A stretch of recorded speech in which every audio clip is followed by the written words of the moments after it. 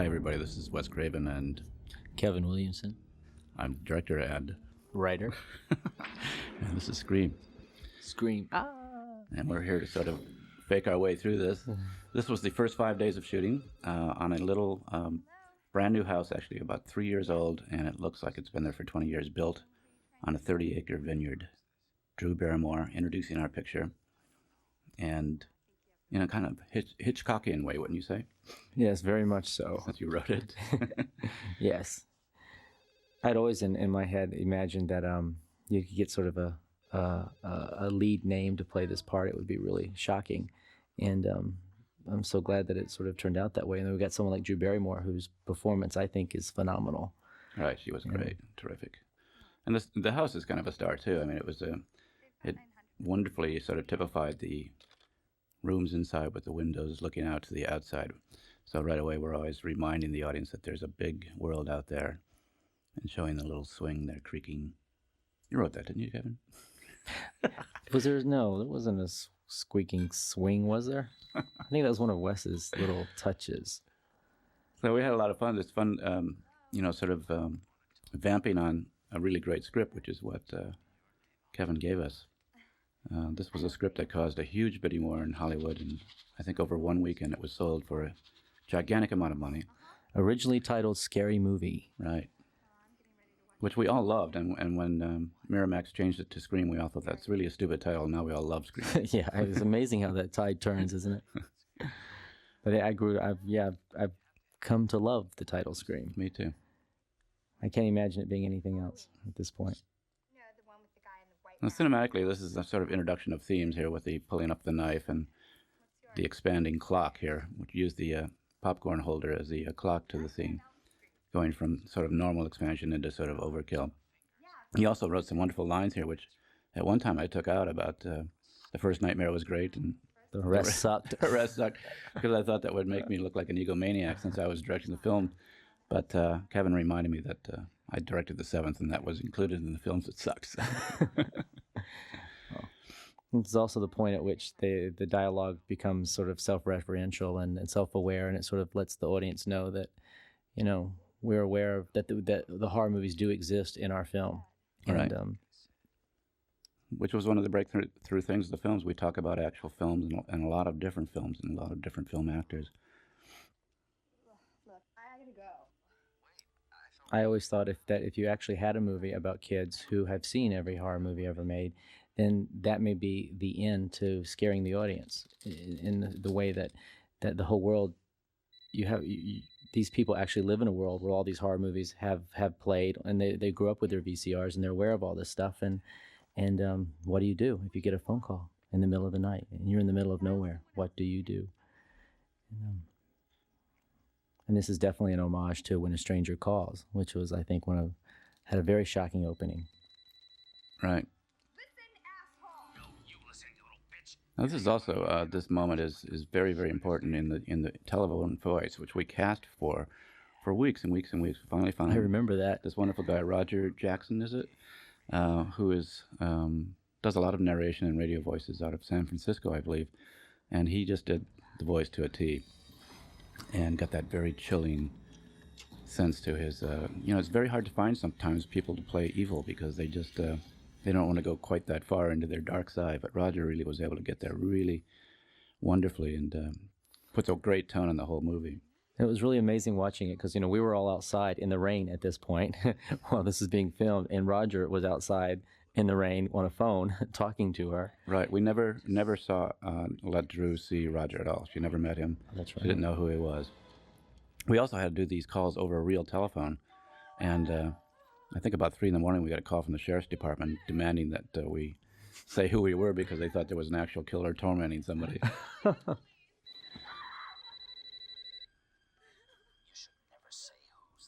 I enjoyed using that very special blue of the television screen behind Drew as sort of a theme of the sort of tapeness of the way so many of us see movies, and the way that color sort of suggests we're about to see a film. Or else my boyfriend will be here any second and he'll be pissed when he finds out. I thought you didn't have a boyfriend. I lied. I do have a boyfriend and he'll be here any second, so your ass better be good. Sure. This also had a great, I think, introduction of a cellular phone as an instrument of a demented killer, which is was pretty new, I think, and it's so much a part of our lives. That's one of the things this film did again, was take things that are parts of our lives that aren't used, hadn't been used yet in a film, and say, here's a phone that can put a man anywhere, right outside your window, but whether he's out front or out back, you don't know, and he can be moving. And of course, the huge tease of One of the great things turning the light back on again.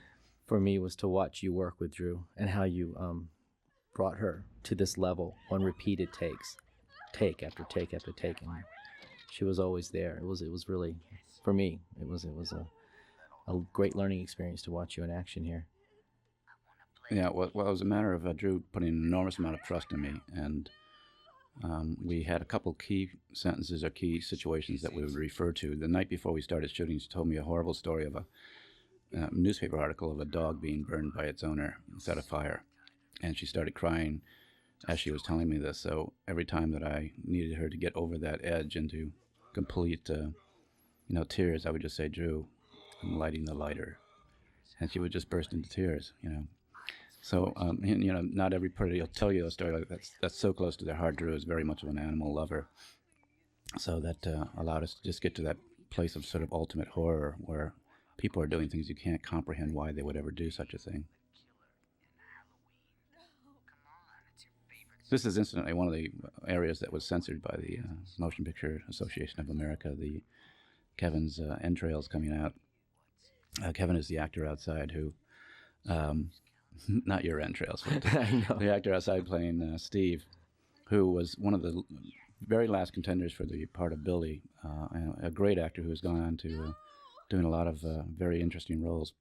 So we gave him this sort of tribute of playing this. I don't know whether it was really a tribute because he got to sit out in the cold all night with his intestines hanging out. But sipping coffee, which that image is embedded in my brain. Right, yeah. And this is also a great thing. I've sat in many audiences watching them respond to this sort of quiz, and she gets the answers right, and then she gets this answer right, you think, and then you realize, no, this killer really knows his movies. Then you should know Jason's mother, Mrs. Voorhees, was the original killer. Jason didn't show I've always thought that the scariest killers are the killers that are really smart. And this one, gets you on your SATs. That question, I was in a bar one night where they were having movie trivia, and if you could stump the audience, you got a free drink. And this is the question that I stumped the audience with. Oh, here we go. There it was. The MPAA censored. Right. A lot of times the MPAA has just said to me in this film especially, it's just too intense. Take the intensity back. And we went through this protracted battle of me sending back various cuts. I refused to take anything out, and they would say, well, you still have an NC-17 then. That went on for some time, didn't it? It went on about a lifetime, yeah. It's very difficult now making a film of this sort where you're really going into the dark side of humanity, because the MPAA sort of looks at every film as, I don't know what, sort of propaganda for the good life. And if you go really into the dark side of the way human beings often are, they get very upset and say, well, this is going to push some kid over the edge. Which I don't believe. I really found the audiences respond to truth in films.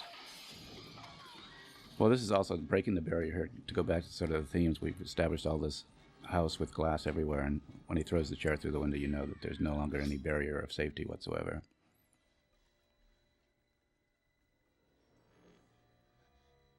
Another thing that I did here with camera is have her backing up in the standard horror film way, where in every case, if somebody backs out of a door in a shot like this, you know they're going to back right into the killer, and we didn't do it. So, going from your script, which so often set up the cliche situations and then stood them on their head.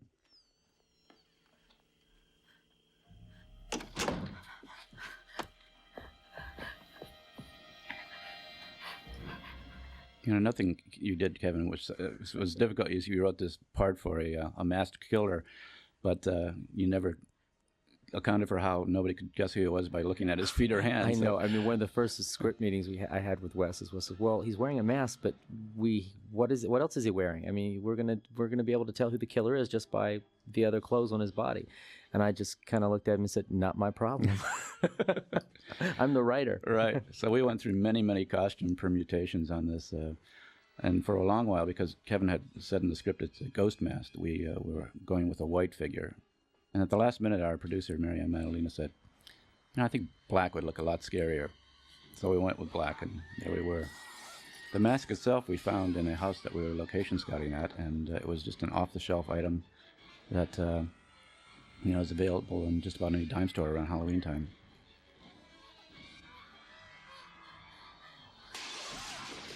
This is another MPA moment. They wanted this shot out of the film in the worst way, and I just claimed this was the only take that we did because Drew was so wrought up over it. Which, of course, was a bald-faced lie, but I'll do anything to get my shots in the film. It is a huge moment of intensity, you have to admit. No, it is. And which is so shocking. It's so great. But yeah, people can't believe it's happened, and they think, well, maybe she was just stabbed in the shoulder, and then you see her a moment later, and she's clearly mortally wounded. This is about the time the audience just starts to sit there with their mouths open, feeling raw terror. Because at first you think, well, the idea is that her boyfriend got killed, but it's Drew Barrymore, so she's going to live. She's going to make it. Right. And here she goes. She's still alive. She's still trucking. Then maybe she'll be discovered by her parents. Oh, no, I'm too busy talking about the flowers and the fish at dinner. Jesus. And then there he is. This was kind of a little added moment. I just said, let's have her pull his mask off and just stare like she knows who it is, but she doesn't say. I just felt for that character that would be the most profound moment when she knew who it was and had no explanation for why it was happening. And also it begins the mystery. Right. I thought that was a great beginning. We used probably more Steadicam in this whole sequence than we did in the rest of the picture. Going for that sort of very fluid, nothing's locked down anymore sort of feeling.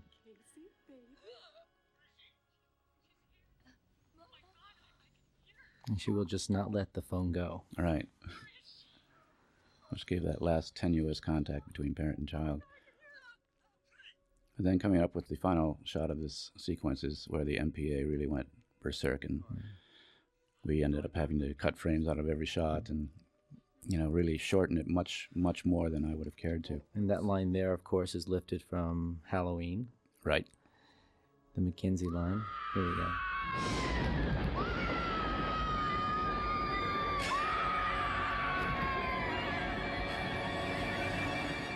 That's a real-time shot. And in the film, we had to cut every other frame, so it was 50% faster.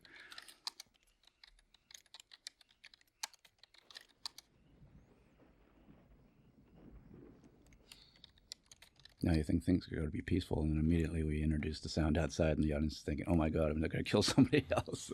They've just caught their breath, and now here we go again. It's just me. Sorry, don't leave me. Are you sleeping there? This is the introduction, of course, of Skeet Ulrich's character, Billy, and throughout the film, he goes in and out of being the killer in the minds of the audience, I'm sure, many times. And it's kind of a tribute to his skill that he's able to appear very suspicious at one moment and sort of win your heart back the next moment. I'm hitting the sack. My flight leaves first thing in the morning. Now the expo runs all weekend, so I won't be back till Sunday.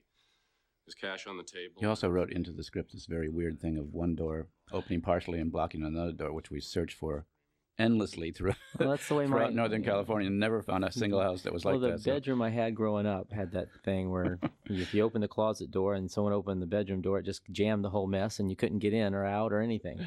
We ended up having to build a whole wall on this house just to make a closet that had a door like that. I've never snuck through your bedroom window. Right, and now that it's out of your system. I was home watching television. The Exorcist was on. Got me thinking of you. It did? Yeah. Well, it's funny. I've had numberless people say, this must have been a sort of a tip of the hat to Johnny Depp because he was in his first role in Nightmare on Elm Street, but it really wasn't. I felt Skeet was very much his own man, and he didn't even remind me of Johnny that much. I think he's really a very subtle, very skilled, gifted actor. And this, I believe, is one of his first starring roles, although he had already shot Paul Schrader's Touch just before he came onto our set. You thought you would climb my window and we'd have a little raw footage. And of course, we're also leading and introducing our leading lady. I shouldn't neglect Nev, who was at the end of a long search for somebody that would have this kind of character that at once was innocent and yet had tremendous strength. And I think part of it was just that Nev has a long history of dance and training in dance. So she has a great physicality, very, very great, physical strength and stamina, which she would need entirely for this role. Here's where we also, story-wise, set up the Virgin. Right. Even their kisses, and they did this themselves, were very tentative and sort of awkward. They try to hold hands and don't quite make it. And of course, she rebuffs him here.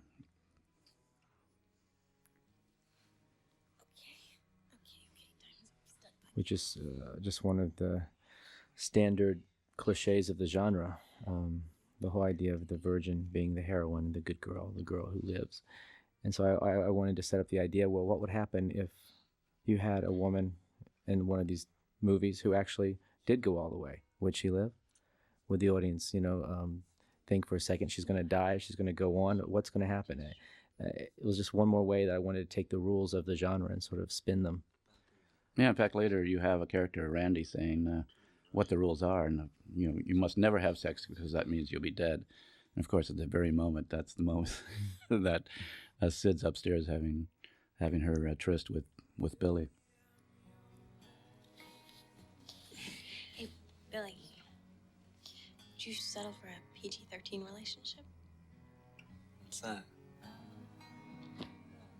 I've heard many groans in audiences from young men here when we didn't show this. But again, it's sort of that tease of the virginal character. And also the idea that I was really happy that you didn't, because you always see TNA in these type of movies, and I think it was a refreshing change that, and also I think it sort of added to what we were trying to do with the whole genre. Right. Oh wait, I have to talk about the shot. This is our trick shot, a big crane shot coming down, but the cameraman is standing on the crane in a Steadicam, and he just steps off right here and continues the shot down the sidewalk.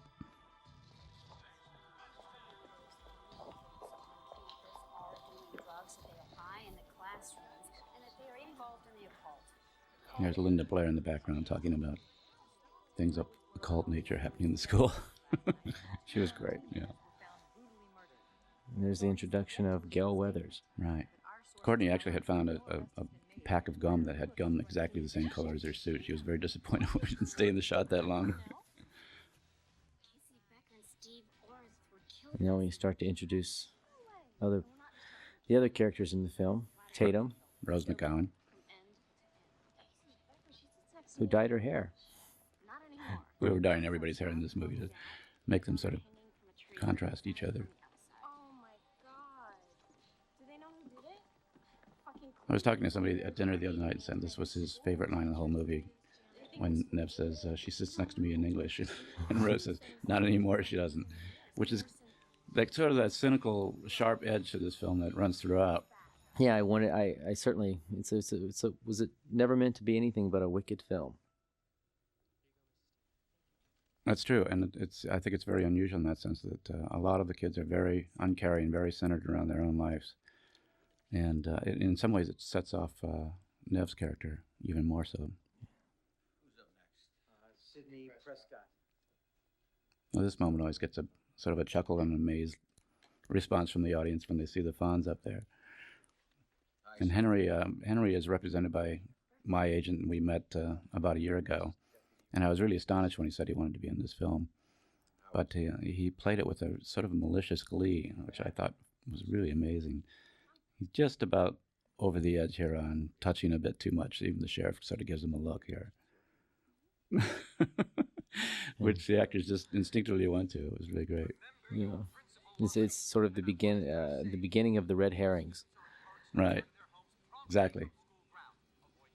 And that's also introducing David Arquette's character, Deputy Dewey. Now, this scene with the dialogue was one of the reasons that we were thrown out of the high school in in Santa Rosa. When the school board read the scene, they gave us a huge note. We cannot have a movie in which teenagers are sitting around talking about bodies being gutted and emptied out. And this resonated for about a month on location. Everybody getting wrought up about it, and finally we were... All the letters in the everyone was writing letters to the editor, and all the local newspapers were up in arms, and the whole community sort of jumped onto the bandwagon. Right, like kids never talked like this before. One of the great ironies of it was that in the middle of all this school board saying you're showing the wrong thing to our kids and setting the wrong example, one of them was arrested for beating his wife, which I thought was a wonderful ironic touch. Yeah, it was really, I find it interesting that the high school wanted us there. All the students had signed a petition. The local community seemed to support us for the income that was brought to the community as a result of filming there. And then you've got it, you know, the morality is the prudence of 5 people was deciding the fate of our movie. It was really scary. Yeah, it was. There was a definite undertone to it that was about 2 steps from starting to book burn, you know. Nobody said you did. Thanks, buddy. Besides, it takes a man to do something like that. Yo, I'm gonna gut your ass in a second, kid. Tell me something. Did you really put her liver in the mailbox? Because I heard that they found her liver in the mailbox next to her spleen. And this scene was important for me also because I sort of introduced the idea that the character of Stu had dated Casey, which ultimately, you have when you go back and you say, why did they kill Casey? Right. And there's right, your exactly. answer. That was also the introduction of Jamie Kennedy, who I think had only done Romeo and Juliet just before that. He was the guy with the pink hair. But and it also was the first case where I had actors coming up saying, "Can I try one take for myself?" And he came up with that Jerry Lewis imitation. It was so great. I also like this because she goes to the mailbox right after talking about putting the liver in the mailbox. So she sort of has to check. What a location. Yeah, fantastic location. This is all shot in the wine country around Santa Rosa in Sonoma County, California. I want this house. It was for sale, wasn't it? Yeah, it was. I think we just about bought it between the rental fees and the repair fees. There's a little boom shadow on that railing there. If anybody caught it, it's the only one in the movie. This is again, playing with the in and out. You hear the dogs barking way back in the background, and suddenly she doesn't feel quite so safe, even though she doesn't know why. She ends up behind glass, very much like the glass in the opening scene.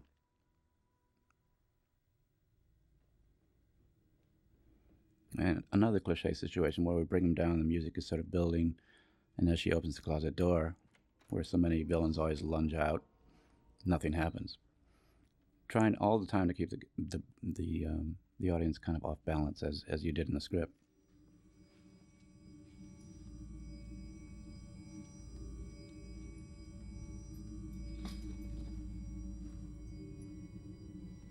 There's a little cameo coming up from our casting agent. Lisa The bodies of 17-year-old Casey Becker and her 18-year-old boyfriend, Stephen Orth, were discovered late last night by the girl's parents. The Woodsboro double murder case. Authorities are baffled by the lack of clues and the savage. The town's in shock, and no one can quite believe what has happened here. Although this is not the first time this small community of Woodsboro has endured such tragedy. Only a year ago, Maureen Prescott, wife and mother, was found raped and murdered not far from this peaceful town square. This is where we start to create the backstory. Right, which made this such an interesting character, this whole theme of Sydney's mother.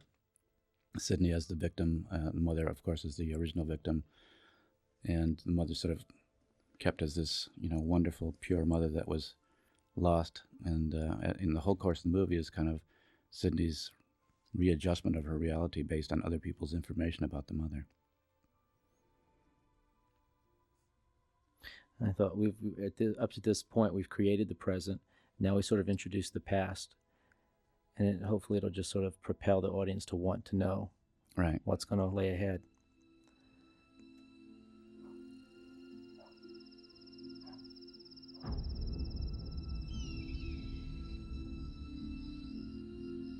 Long day's journey in tonight.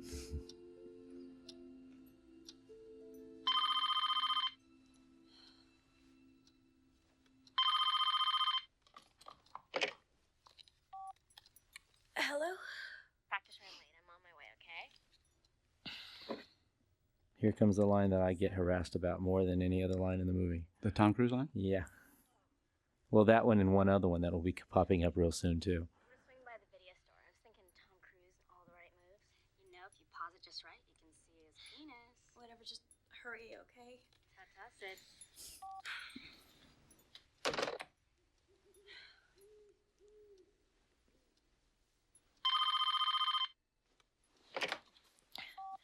Tatum, just get in the car. Hello, Sydney. Hi. Who is this? You tell me. Well, I have no idea. Scary night, isn't it? With the murders and all, it's like right out of a horror movie or something. Randy, you gave yourself away. Are you calling from work? There's one of your great, I think, lines or little speeches coming up here where she dismisses the entire horror genre because of its kind of predictability. What's your favorite scary movie? Oh, come on, you know I don't watch that shit. And its depiction of women. No. Right. No, it's just, what's the point? They're all the same. Some stupid killer stalking some big-breasted girl who can't act, who's always running up the stairs when she should be going out the front door. It's insulting. Are you alone in the house? Randy, that's so unoriginal. I'm disappointed in you. Maybe that's because I'm not Randy.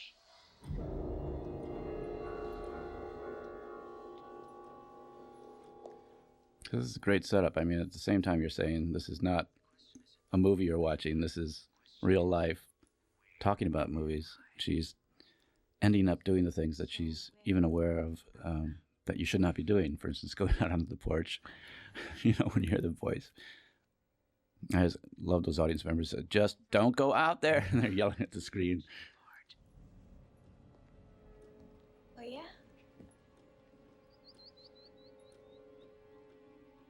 Well, I call your bluff.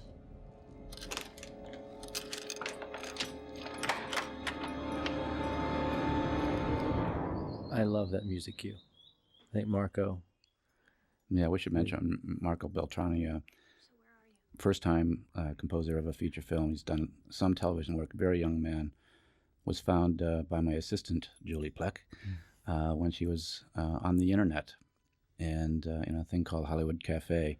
She was asking who they knew that was new and fresh and wonderful as a composer. And several people mentioned Marco's name.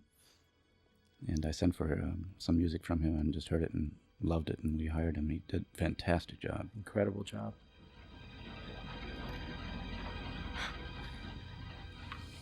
Can you see me right now? Ah, okay. What am I doing? Huh? Huh? What am I doing? Hello? Nice try, Randy. Tell Tatum to hurry up, okay? Bye now.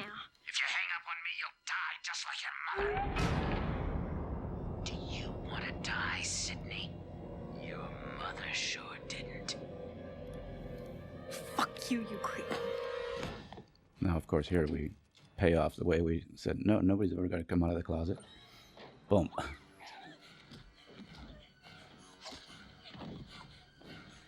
And here's where you also learn that Sid, can handle her own a bit.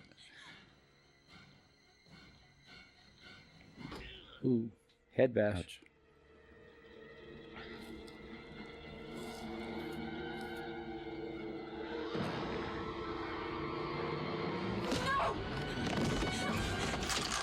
No, she can't get the chain off the door, so what does she do? She has to run upstairs, just as she said one never should do. Oh no, we set up the doors.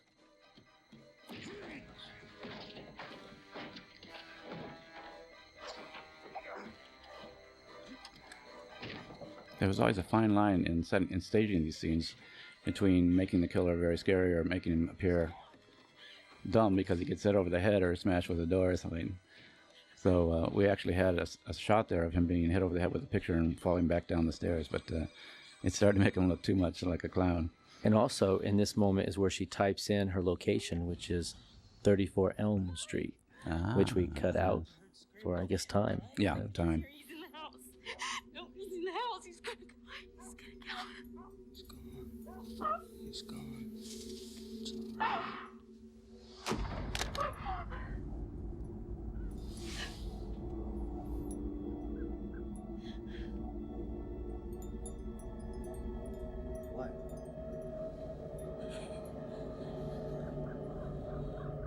What? Whoa, wait, Sydney, wait! Hold on! Sydney, come back!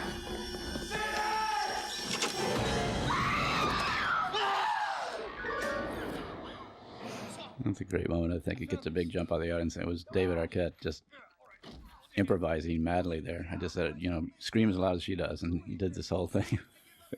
That seemed just so natural. It's a very funny and very human moment. And of course now Billy is the suspect, and everybody's convinced that it's him.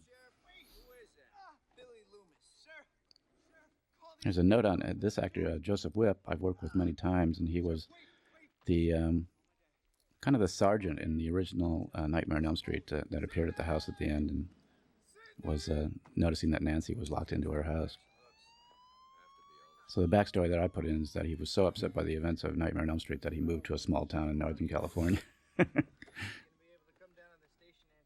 Here comes Tatum in her appropriate red bug. Tatum, you can't be here. This is official crime scene. It's okay. Her dad's out of town, all right? She's staying with us tonight. Does Mom know?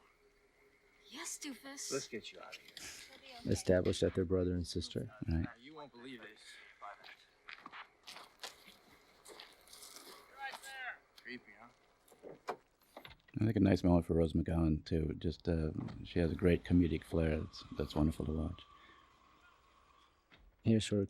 This is pretty. Even though we've seen Gail Weathers before, this is pretty much her introduction. Right. And also Earl Brown, who plays her cameraman. It was very important that I wanted to nail her in one line, and it's coming up. Yeah, you're a real pain in the ass. Leave it alone. Where's she going? Look, Kenny, Yeah? I know that you're about 50 pounds overweight, but when I say hurry, please interpret that as move your fat tub of lard ass now! There's no mistake who this woman is at this point. So now we can build from that, change it, and add a layer to it. The art department had a great time with Dewey's desk here. They had a hat on top of his monitor that said "Boob Patrol" with two big breasts on it, and everything about it was just totally wacko. I mean, it's like this guy has the mentality of one part of his mentality, at least, is a 16-year-old, but he also rounded the character with a really kind of beautiful, understanding and reliable self too. Let me ask you this: what are you doing with a cellular telephone, son? Everybody's got one, Sheriff.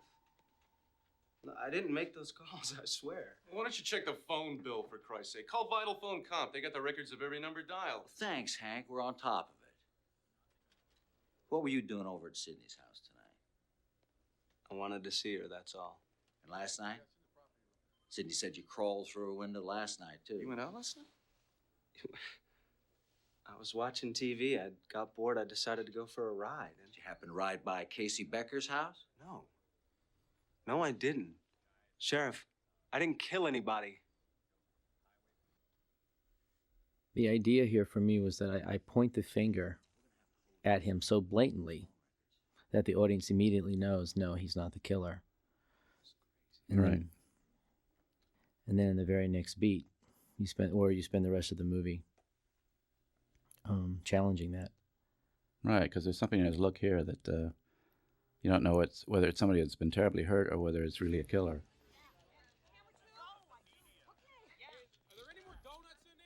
This actor Earl Brown here, I've used twice before. He was the morgue attendant in the 7th Nightmare, and he also was the cop with the dog in Vampire in Brooklyn.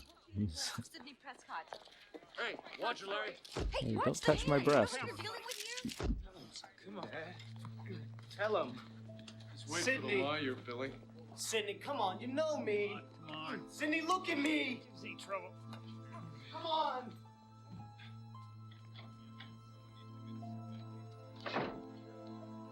Six. I'm gonna get you out of here, okay? You okay? We sell this costume every 5 and dime in the state. There's no way to track the purchase. Father Death. What about that cellular phone bill?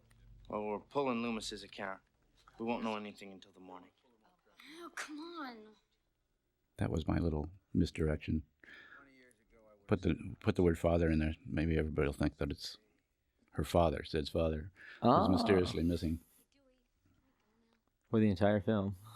God damn it, Dewey. What did Mama tell you? When I wear this badge, you treat me like a man of the law. I'm sorry, Deputy Dewey boy, but we're ready to go now, okay? Take him out the back way. Avoid that circus. Come on. Don't touch me. He's my superior. Janitor's your superior. And that last little line was looped. And I'll take full credit for it, which I had nothing to do with whatsoever.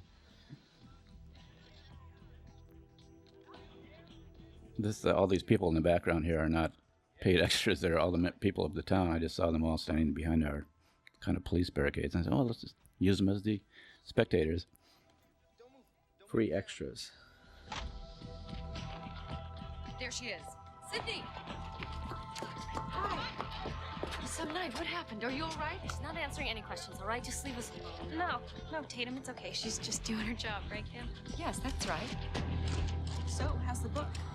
Well, it'll be out later this year. Oh, I'll look for it. I'll send you a copy. My agent told me that the moment when I did this in the script, that's when he knew the script would sell. I don't know what he meant by that, but that's Courtney had a great time with that. She loved getting punched. Send you a copy. Bam! Bitch went down.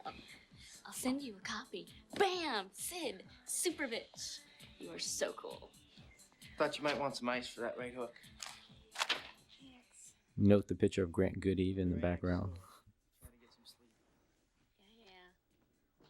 I love all these. Like I say, they had a nice time with the art design. Yeah, a lot of fun making Tatum a little retro. Bruce Miller was our production designer. Did I think just a fantastic job throughout.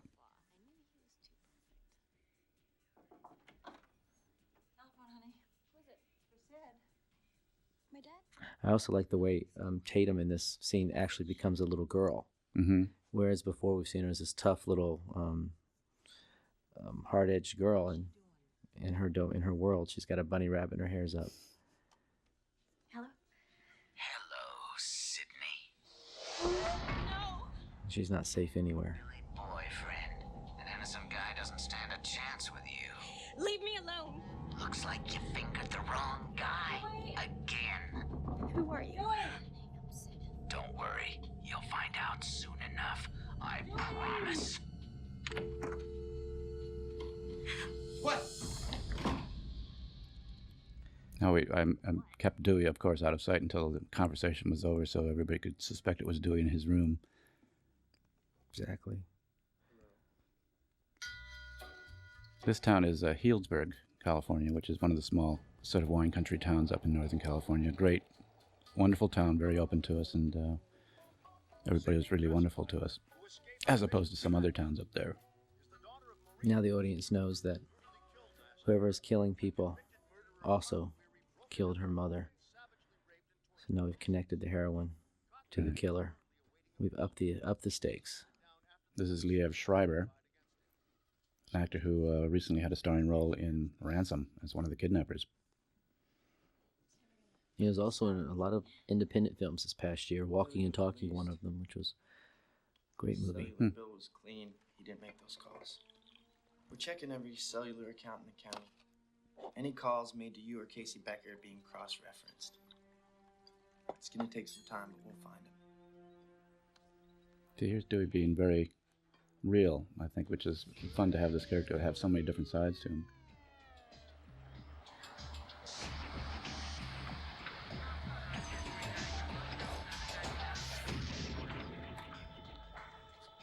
We're coming up on our little Linda Blair cameo here. Don't worry, Sid, at school. You'll be safe here.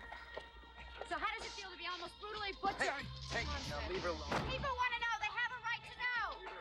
How does it feel? Just wants to get an education. It's a lot of fun. I work with Linda. The first television movie I ever got to direct, the first time I ever shot 35 millimeters, was a film starring her called A Stranger in the House. I remember that movie. Like 1979. It was a television movie for NBC, I think. Stop right there. I'm not here to fight. I just need to talk. Kenny, camera now. Off the record, no cameras. Forget it. Please. You owe me. I had never seen Courtney Cox play a role like this, and it was, I think, so nice to see her sort of playing against type, certainly against the role she plays on Friends. She ran with it. Yeah, she really did. I think a lot of people have said how much they like her in this role, and how much she's impressed them as a real actress.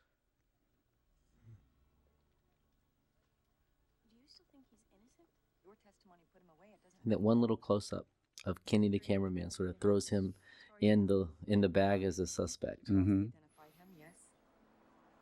Have you talked to Cotton? Many times. And has his story changed? Not one word. He admits to having sex with your mother, but that's all. He's lying. She never would have touched him. He raped her, and then he butchered her. Her blood was all over his coat. He was drunk that night. He left his coat at your house after your mother seduced him. I saw him leave wearing it. No, you saw someone leave wearing that coat. The same someone who planted it in Cotton's car, framing him. No. Cotton murdered my mother. You're not so sure anymore, are you? Nice welt, sweetie. Let's go, Sid.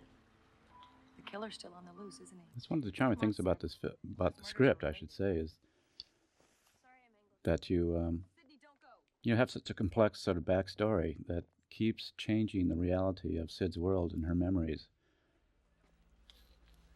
Jesus Christ. An innocent man on death row. A killer still on the loose. Kenny, tell me I'm dreaming. You want to go live? No. Not so fast. We don't have anything concrete. This is huge. You can't just sit on it. I know. That's why we need proof. If I'm right about this, I could save a man's life. Do you know what that could do for my book sales? That's a great line. Great setup. Class, okay, Sid? Hey, I haven't seen Billy around. Is he really pissed? Oh, you mean after you branded him the Candyman? No, his heart's broken. Ow. Stu. I was trying to get every movie reference in I could.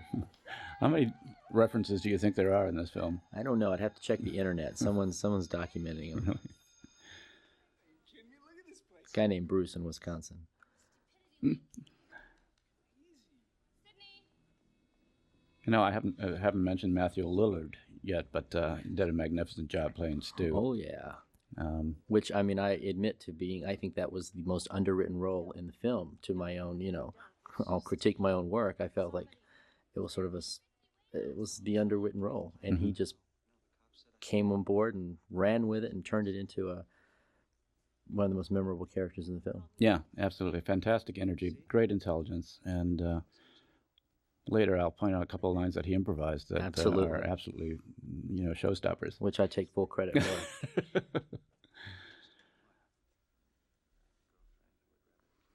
I love this location.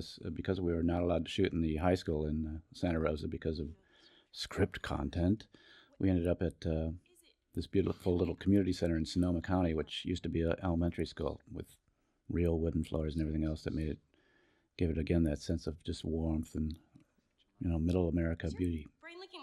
My mom was killed. I can't believe you're bringing this up. No, it's been a year. Tomorrow. 1 year tomorrow. I know what. I think it's time you got over that. I mean, when my mom left my dad, I accepted it. It's the way it is. She's not coming back. Your parents split up. This is not the same. This is a great dialogue through here. And it really just puts Billy right on the edge between being sympathetic or being a total creep. But you certainly get, for what you find out later, you get an early glimpse of kind of his just kind of emotional coldness. Nobody said that. There's a funny story with that scene. Nev had an emergency, and she had to leave the set before we finished shooting the scene, and Skeet ended up shooting many of his close-ups with everybody from the first assistant to myself to actually he finally gave some of his best performance to a microphone stand with an X put on it where Nev's eye line would be.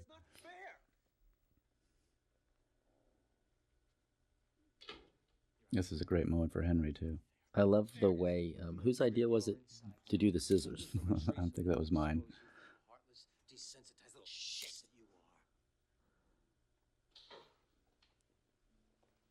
Great.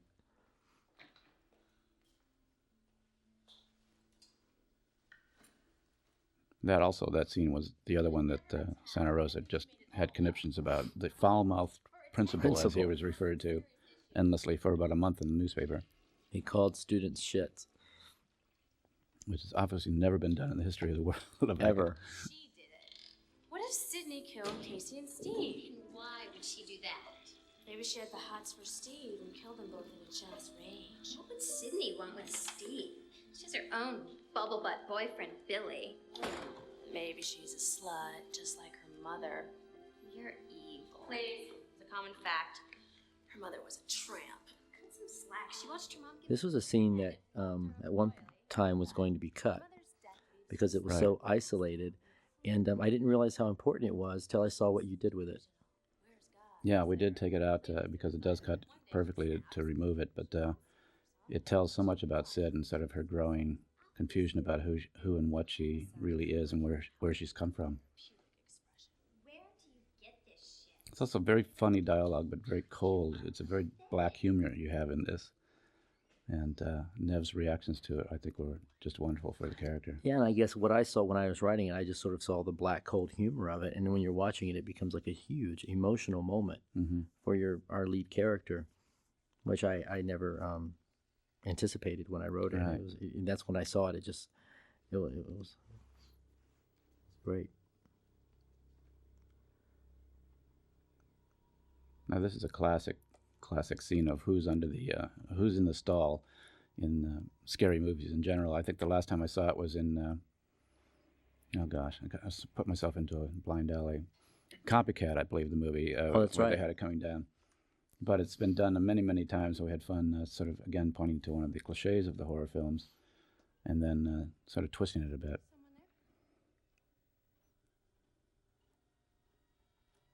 In this case, having a costume that virtually covers up the entire actor playing the villain, one of the few things you can go by are the shoes. So we ended up having to have most of the suspects wearing black, large shoes for the rest of the shoot. What I love what you did here is the feet come down and then the shroud. Yeah. Very scary.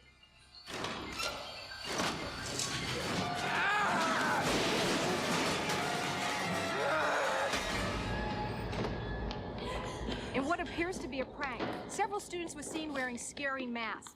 School officials have yet to comment, but this is known to be the same costume worn by the killer. 17-year-old Casey Becker and her boyfriend Stephen Orth have already lost their lives. I like this shot for some reason. The light on it is beautiful. These are all known newscasters in Northern California also, so a bit more of the sort of reality we gave to it. Productive.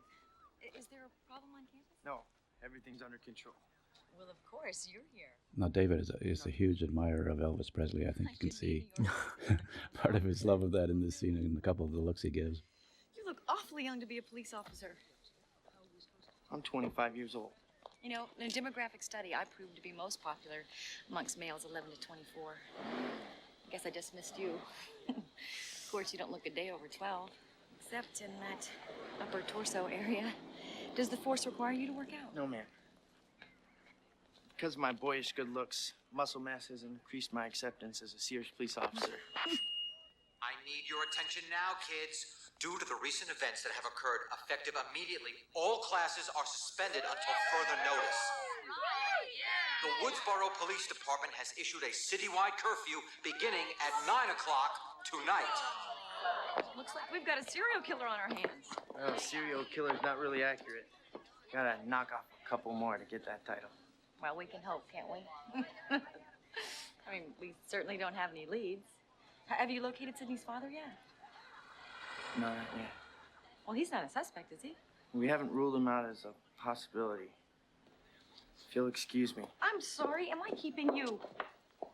If I may say so, Miss Weathers. One of the things I was trying to do with the role of Sydney also is the father, the mother, the idea that the mother might have been a loose woman, and the fact that Sydney won't quite give in to her boyfriend, and just to try to tie the psychosis of what her mother was to, how it's affected her life today, and if perhaps she really did accept the truth about her mother, then she might already know who the killer is. Right. It's just right. We sort of the father is sort of the obvious suspect, so you kind of almost rule him out because he is so obvious.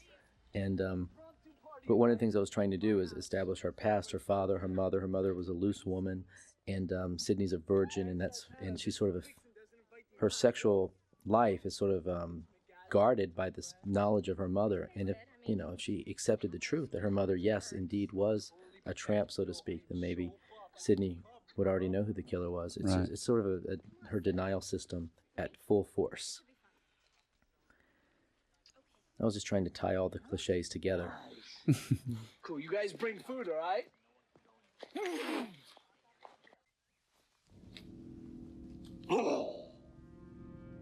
The section here with the principal came as a result of Bob Weinstein. And after he had bought the script, he felt that there was 30 pages where nothing happened. And he called me up and said, "You got to kill somebody, Kevin. Someone's got to die. There's like 30-minute gap where no one's getting offed." So he said, "I don't care how you do it, just do it." So this is sort of... So Bob, this is for you. We should mention Bob Weinstein. And that little Fonzie moment with the hair. Yeah, right. It gets a big chuckle out of the audience. But Bob was such an enthusiastic supporter of this film throughout. I mean, he really is. He loves the genre. He wants to take it to its highest level possible. And, I think he really recognized from the beginning how much the script could accomplish. That is true. I think he got it from the word go. Oh, this is me. Cameo. That's me wearing the original costume from Nightmare on Elm Street. That's about as much as I should be on screen, I think.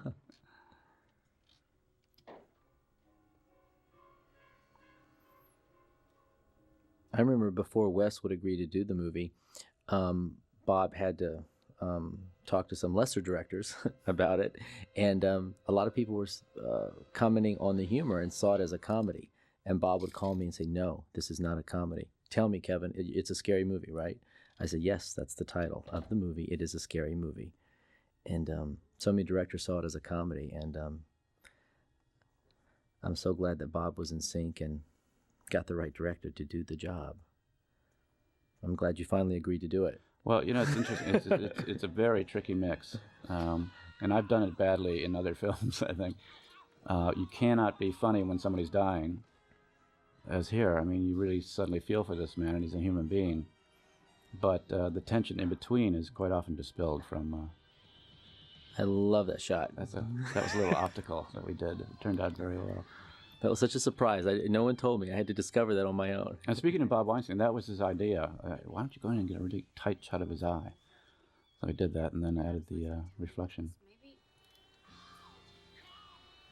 Maybe your mom was just a very unhappy woman. If they were having an affair, then how come Cotton couldn't prove it in court? Well... Now here comes the second line that I seem to get more flack for. Right. I actually had a call from agents saying, "You're never going to work again if you leave this line in." But it's another thing, that just makes the film real.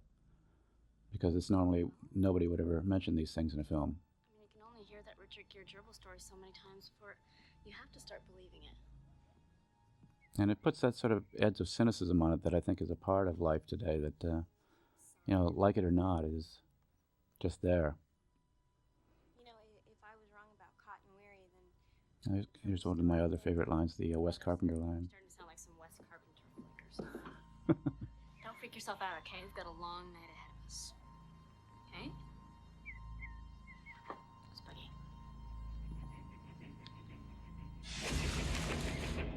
It's Now, is there anything to that No, it's just obviously from the film Frankenstein, and it's just one of the great classic moments in horror films, and it's a kind of a tribute, and it's also saying, in 20 years, any film made today has the possibility of being considered a treasure, so don't trash it too much, critics. There you go. I had never asked you about that, of the selection of that clip. Yeah. Werewolf movie with E.T.'s mom in it? The Howling, horror, straight ahead. Okay, thanks. Oh, now that's in poor taste. What? This is a great scene. Again, I have to compliment the writing. I shouldn't look like we're sitting here patting each other on the back too much, but it's a great setup. It plays with the audience's suspicions of who's guilty. I think Matthew is great in this, and Jamie does a wonderful job too. And the sort of awareness of films and how they are structured and what the cliches are is a way of putting the audience off balance, because they say, oh, they're aware that there are cliches, therefore I bet this isn't going to be cliched.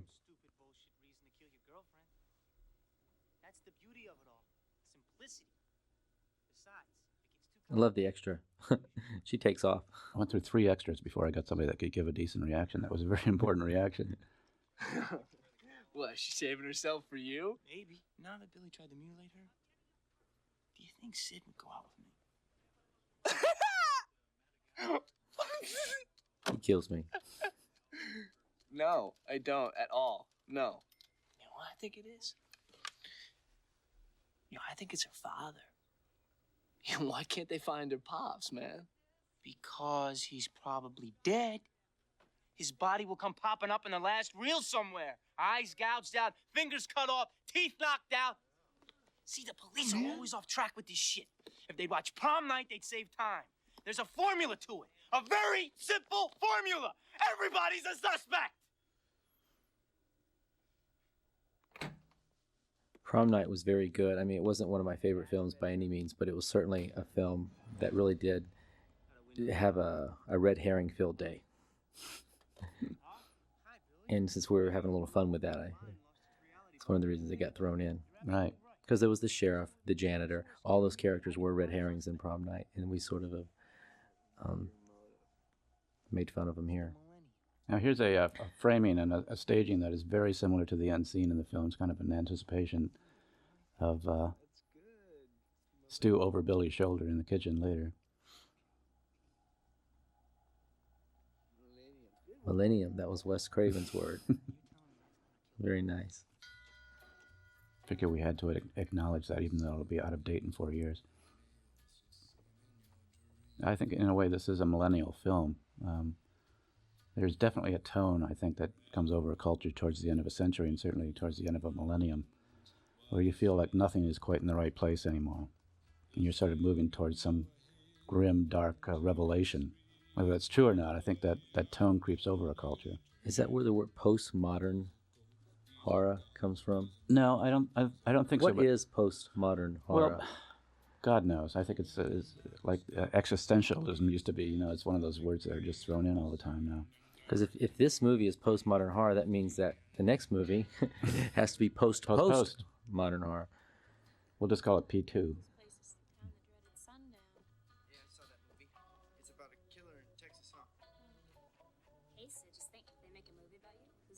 Yeah, I think what the modern age was conceived to be, it was like, where everything's going to be all right through technology. And postmodern, in the loosest sense, I think can be that dream, that illusion is over. And we're sort of moving to something where we're having a much more realistic view of the way mankind is going. And it's not all going to be solved by technology. And I think this film very much reflects that in the young people's attitudes. And the cellular phones. Right. And the fax machines. Right. The technology is not bringing, peace and love. Your mother's untimely death. It's no big deal, Sid. You'll thaw out. Yeah, but he has been so patient with me. With all the sex stuff. How many guys would put up with a girlfriend who's sexually anorexic? Billy and his penis don't deserve you, all right?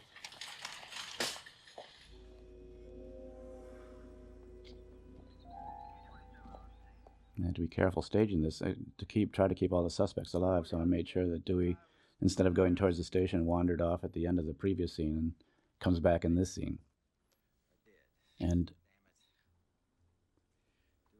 this scene was one of the kind of fun inspirations I had on the set of when I was watching Joseph Whipp smoke. And I realized that Dewey had an ice cream cone that would be fun to sort of coordinate them. So I told David, just every time he smokes, you take a hit on the ice cream cone.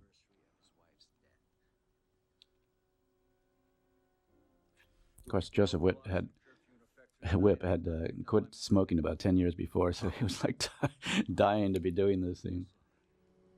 She's with my sister. You want me to bring her in? No. Not just yet.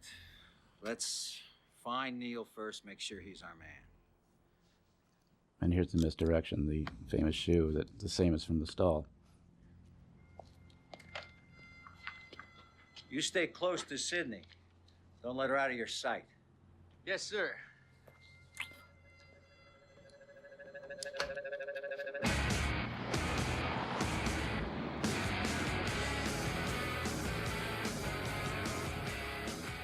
This begins, Kevin, and I think in your script it was broken down to be scene 118, which went on for weeks and weeks and weeks on this cold, isolated farmhouse on the top of a hill.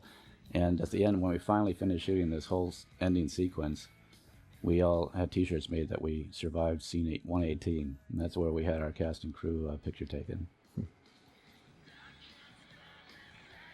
know, all the actors were harassing me about writing the movie almost entirely at night.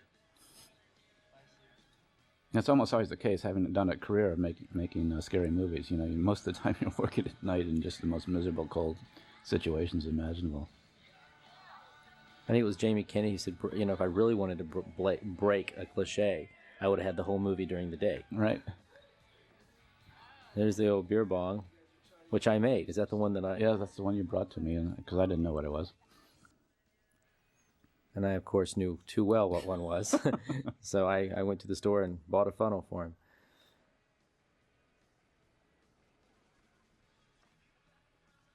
All of this end sequence was shot on location at this house. It was a very interesting house. It had been built by an older couple, and just as it was completed, they had both died within a month of each other. So it was completely abandoned, owned by the children that didn't quite know what to do with it. So we convinced them it would be a wonderful idea for us to shoot our movie there. Never know when or where a story will break. Not much of a story here, just a bunch of kids cutting it loose. Then what are you doing here? Just keeping an eye on things. I'm gonna check the party out. Do you mind if I join you? Not at all. All right, let me just get my coat.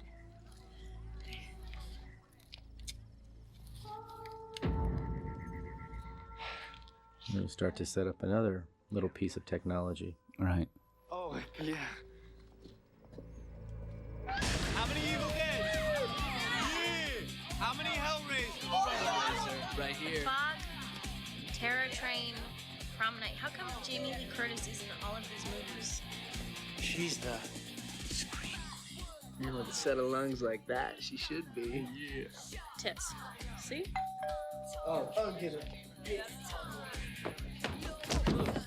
Hey, grab another beer, would you? Am I the beer witch? She was nominated.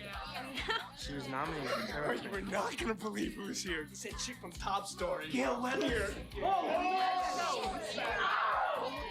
You're underage, son. I'm kidding. Have a good time. What's the driving? Dewey. Hi. Dewey. What is she doing here? She's with me. I'm just checking things out. So you did. Now leave and take your medium out. And one of the fun things, Neville killed me for saying this, in the editing room, we discovered is that she has a habit of touching her hair. So if you ever want to watch the film just for the fun of it, keep track of how many times she either touches her nose or her hair. I told her about it, and she said, oh my God, now I'm going to be self-conscious for the rest of my life. It's true that I noticed that on Party of Five. Yeah. She does touch the hair.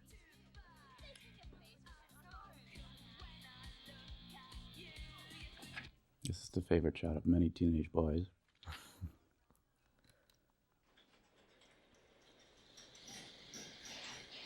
And how did you feel? Does this film live up to the way? I mean, the scene live up to the way that you had written it? Do you think? Oh, absolutely, absolutely. The idea of putting the garage, the dog door in the garage door, actually came from my assistant, because originally when I wrote this scene, I just had her get in a fight with the killer, and the garage door came down and got her neck. And ooh, this is a standard cliche shot. So in some ways, I'm working off of the cliches that are used in this kind of scene, and then sort of twisting it so that it doesn't go the way you think. But my assistant anyway had a dog door in her garage door, and she gave me that idea. And as soon as she said that, I just went, yes, that's it. Yeah, that is a very creepy little thing to get stuck in. And most people don't realize, but they know sort of instinctively that those doors are really killers. Once they start up, nothing's going to stop them. I love the day they were building it in the shop, and everyone was crawling through it. Yeah, to prove somebody could get through it. To prove that you could get through it. It's very funny.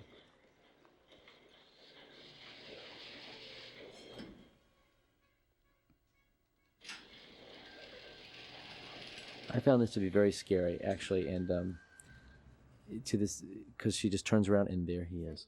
Right. And up until now, the killer's sort of always lunged out. And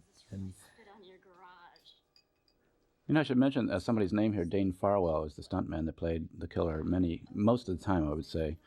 And he brought a really uncanny personality to it himself. No, please don't kill me, Mr. Ghostface. I want to be in the sequel. As well as taking some hideous falls and crashes into things and being smacked in the head with bottles, as you'll see in a moment. Randy, what the hell are you doing?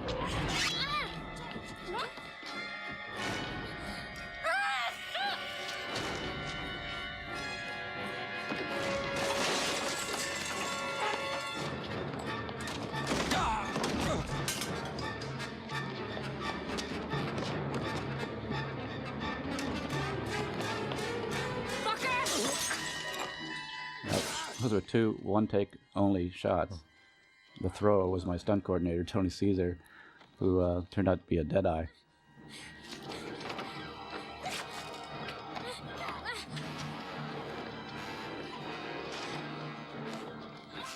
This scene was just excruciating for everybody involved as far as this door with its aluminum side. I mean, cutting into your ribcage. The leverage was incredible, and Rose was really a game sport as well as the stunt woman, of course.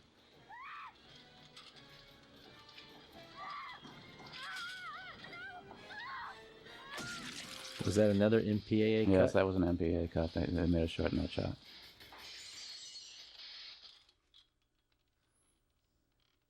I always call that my Hitchcockian style scene because there's so many different cuts and angles to it. We shot on that for weeks, I think, and going out and getting little pieces of it. Tatum, come on! Yeah, there she is. No, I haven't seen her. Oh, Billy, hey. Billy. One of the fun things in this film is making sure that we had the people that turn out to be the killers accounted for at all times, so that there was somebody that was gone that could be doing the mayhem. And I think that's why so many audience members go back and watch this over and over again, because it's such an elaborate construction, and it does hold true. I don't think you ever cheated in the script.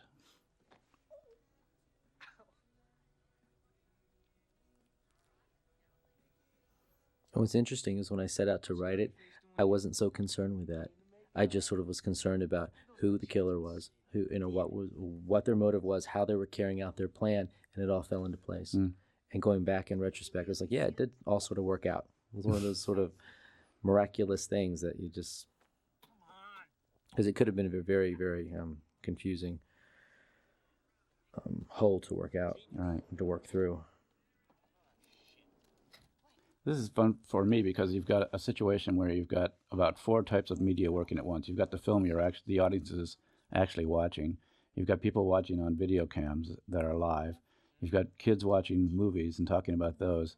And, you know, it's like this wonderful sort of layer cake of realities and various versions of the truth that I think does make it kind of postmodern, if that means anything. But, very much of a new way of constructing a film where you acknowledge all of the different media that's involved in our lives right now.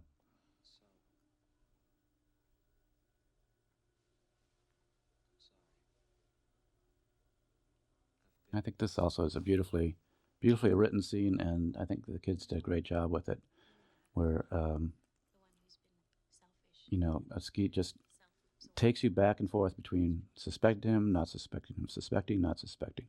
And when you go back and look at it at the end, after you know what happens in the film, all the talk that you wrote about life is a movie, it's all just a movie, but you don't get to choose your genre, have wonderful sort of repercussions and echoes to the different interpretations of the reality of this film.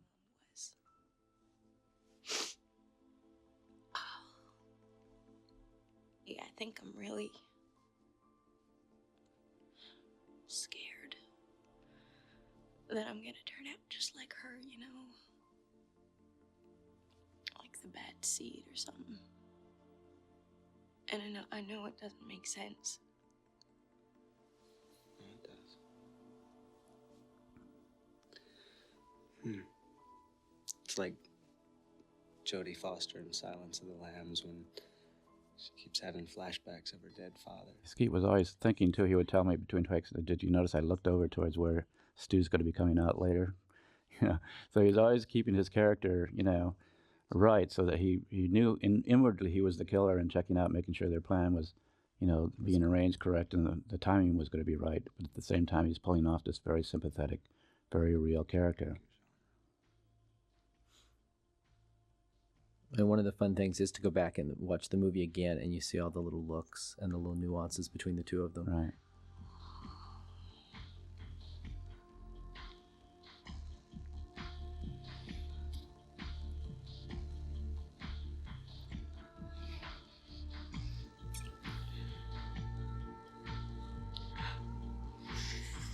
Why can't I be a Meg Ryan? I think this look that he gives over her shoulder when she says the line about right here is a wonderful look. It's very dark, and yet it somehow can be interpreted as just a guy thinking, wow, I'm finally going to get to home base, It's a very complex acting job he's doing here.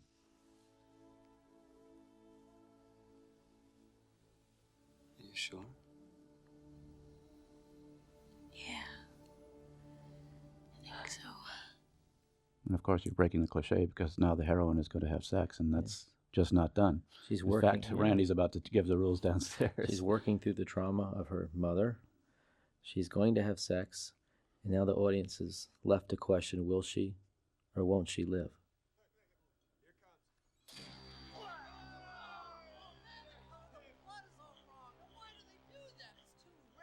Was Halloween one of your favorite films when you were a kid? Yeah, absolutely.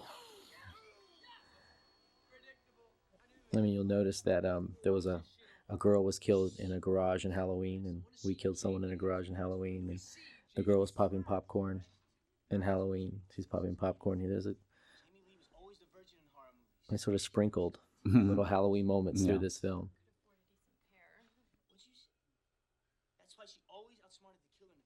And here's the famous rules scene where we lay out exactly what the rules are. Of course, as many reporters have asked me since, aren't you showing that your film is cliche? And I said, no, because as soon as we say the rules, we start breaking them. We've already broken one. Rules that one must abide by in order to successfully survive a horror movie.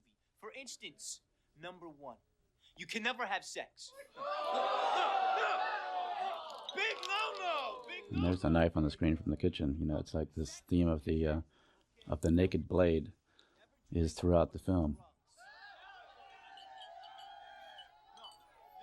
The way that you used the music from Halloween and the videotape footage through the course of this film, I thought was just amazing. And here's somebody saying, I'll be right back, which means he's going to be dead, but yes and no. He's actually one of the killers, but he does die at the end. Okay, I'll see you in the kitchen with a knife. Only virgins can outsmart the killer in the big chasing at the end. Don't you know the rules? What rules? You don't know the rules. There are certain rules that one must abide by in order to successfully survive a horror.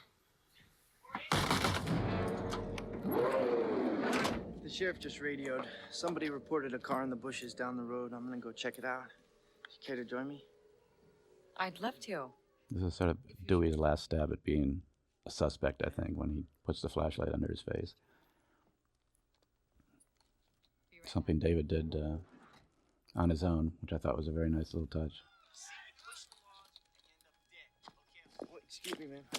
I thought maybe we'd walk. Such a nice night out. Got a flashlight. You're not scared, are you?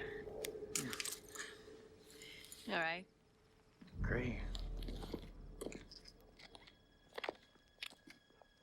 Do you know what that constellation is? No, what is it? I don't know. That's why I was asking you. So what happened to Tatum, Stu? She probably got pissed at me and bailed. Oh, I'm just kidding, man. I'm just kidding.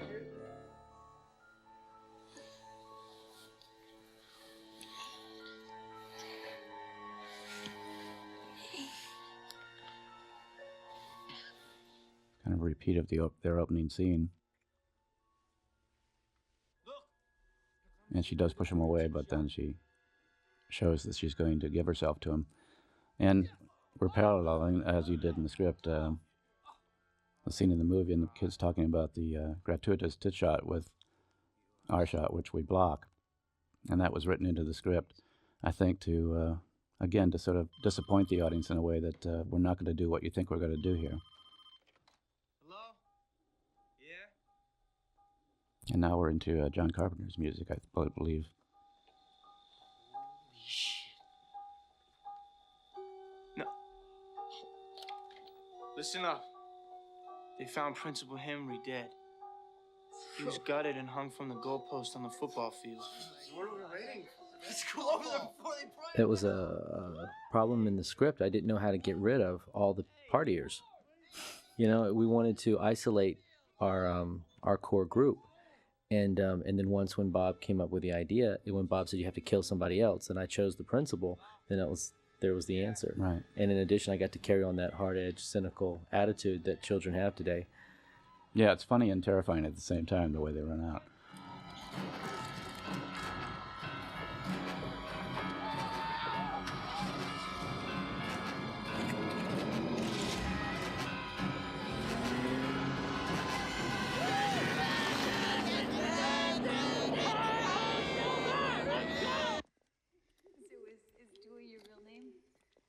No, it's Dwight. Wait. I'm sorry. Oh, it's all right. Dewey's just something I got stuck with a long time ago.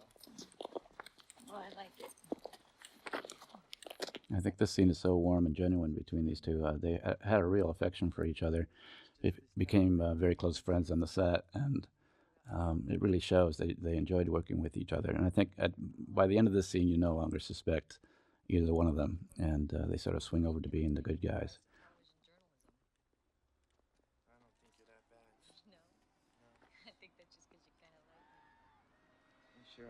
I love his freeze ad-lib. It's perfect. He does a couple great ad-libs. He does this thing where she kisses him and then looks over and sees the car that they were looking for. And she says, "Is that what you were looking for?" And he just looks at her and says, "My whole life."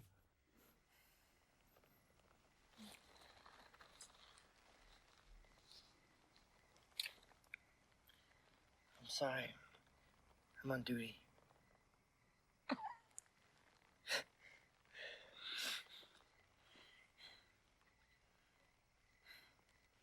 Is that what you're looking for? My whole life.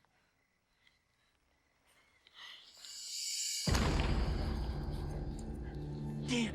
What? What is it? This is Neil Prescott's car. Sydney's father? Yeah. Jesus, what's he doing here? We gotta get back. So at this point, Neil Prescott is back being a suspect, the father, and I don't think the movie stops in its sort of headlong pitch from this point on. It's just one hellish door after another opening up to... the big chase scene. Right. As Randy pointed out, that only virgins can outsmart the killer in the big chase scene, and now that we know she's no longer a virgin... She's not supposed to be able to, but she does. I don't know, when you're arrested, you're allowed one phone call, so I was just curious. Who'd you call? This is a great job of Skeet going back and forth between sounding like a kid that's unjustly accused and he must be the killer. I think it was a great stroke that you had of building this kind of tension and then at the end, quote, killing him so that you remove him as a suspect. Huh.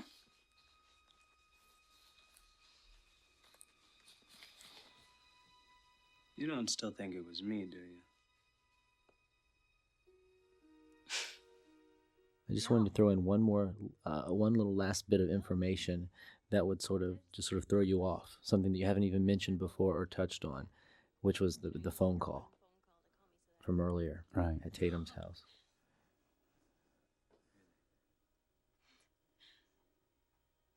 Just shows that she's smart and her brain's working. Now here's the threatening move. He leans in. Oh, he must be the killer. And you think she's realizing he's the killer, and instead she's reacting to this movement behind him. I think at that point the audience didn't know what to think. Billy, watch out!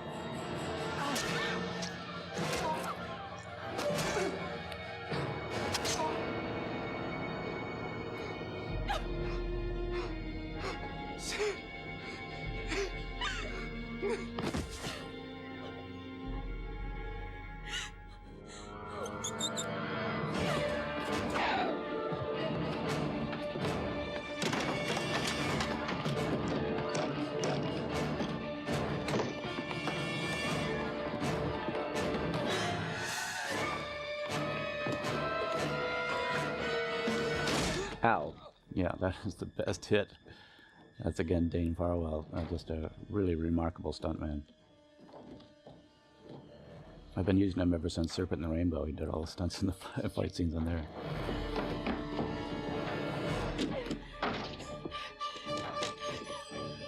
Help me, somebody!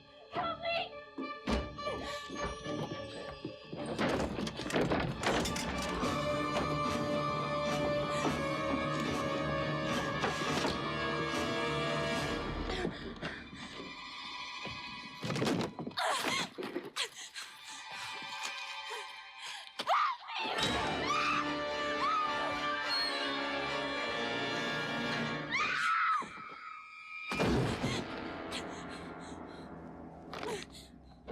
I should say we had some great female stunt women on the shoot too.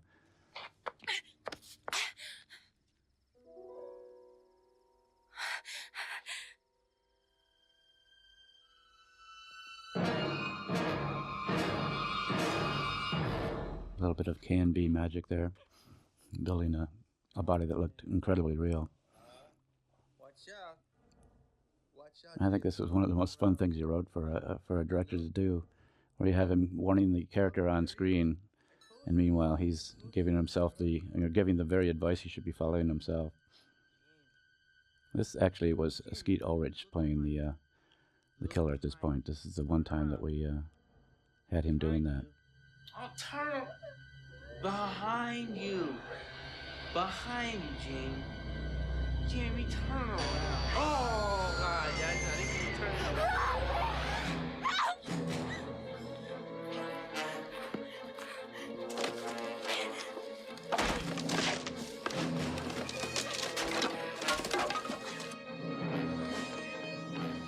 He's going from Cheetos, and now he's moved on to tortilla chips. I think Earl put on about 20 pounds for this role.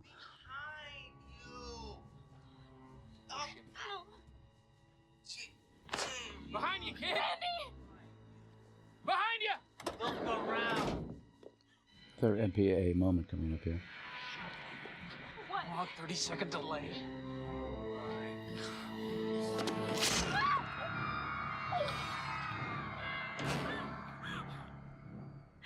In the feature film, we had to cut out that moment when he looks back up into the killer's face, which I thought was such a telling moment because it was so human. And it's one of the examples where I think censorship can really make things more impersonal rather than having the reactions of what happens when somebody is hurt. But trying to make that argument is... Yeah, it's impossible. A lost cause.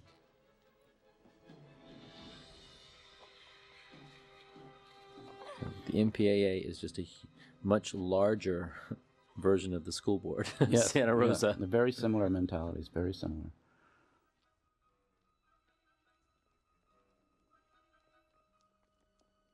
I love the way Courtney runs in this. She looks like she's jogging.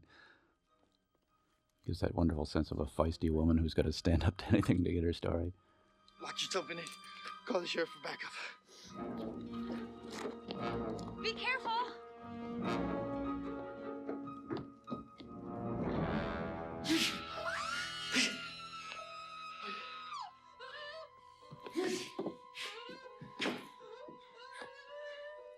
I think this is one line of description in the script, and you turned it into an incredible moment here, Yeah. where Well, the credit goes to David. Really, he just he made it so human because the guy's doing this sort of standard, thrust of the gun towards target, but he looks scared shitless, and that's just a great.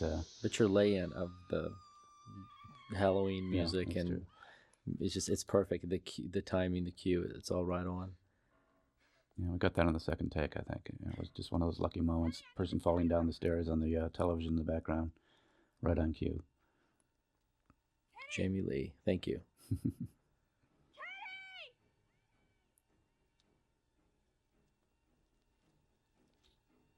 This, I think, for Courtney was the hardest thing to do. I don't think she'd ever done anything like it.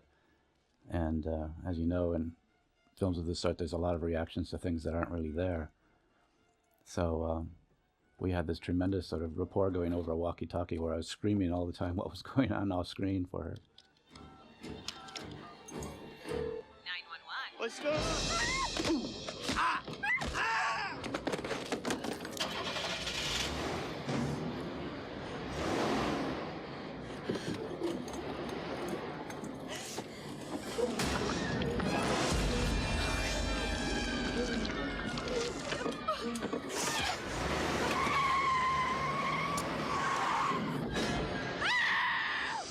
You know, it was pointed out to me that by someone that if you're going backwards and you slam on the brakes, a body would not fall forward. Well, see, actually, he was, by her starting up backwards very suddenly, he was just caught loose from being caught, and it just happened to be the moment when he fell down. Exactly. Okay, so I flunked high school physics. Exactly. This is an example of a stunt gone wrong that actually worked rather well. It was supposed to go off the road and flip and roll down the hill, flip. And instead it refused to flip and headed straight for the trees. We all thought, oh my God, this is the end of this stunt woman. But fortunately, she was in a 5-point harness and just came out and said, okay, time for my coffee. Yeah. That's the Sissy Spacek moment of the script, where the blood-drenched prom girl stands in the middle of the road. I was nervous on that stunt. I was there that night. Yeah. It was my first stunt that I'd ever witnessed on a set. This shot we must have done 10 times because the knife kept falling out of his back. After a while, I was just furious at the damn knife. One of the things I love that you did is you gave the killer this habit, or this sort of ritual of wiping the blade clean, which became very scary. Yeah, very methodical. I'm not so sure that it wasn't Dane again that thought of that. He again was always thinking in character, even though he was just doing stunts. This scene actually existed in an abandoned script that I first started writing when I was in high school. And the car, or the killer outside, and she's trapped in the car, and he's got the keys. And then I just I sat down to actually write Scream. And it went. Wow. And it went. It was a great moment. Just sort of a... It was a scene that almost was lost because it was it could have been taken out and the action would have been continuous, but struggled very hard to keep it in the schedule. I think we got it in a very short period of time.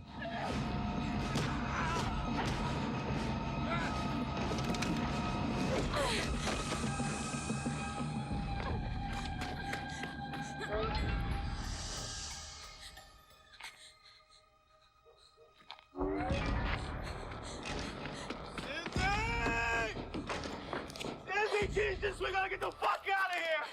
Stop right there! Don't shoot, it's me! I found Tam, she's dead! I think Stu did it! Listen to him, Sydney! Stay back! Stu did it! Get Billy, shoot my Stu did it! Jamie had a rock the size of a hen's egg in his shoe so he could get his limp right. I didn't know until the end of the evening when he practically had to be sent to the doctors. I did it, Sid! He did it! He did it, Sydney! Please, I didn't do it! He did it, please! Please, Sydney, no! Fuck you both! Please! Ouch. Coming out! He's going crazy! Oh! Help me! He's going crazy! Sydney! Go away! Sydney!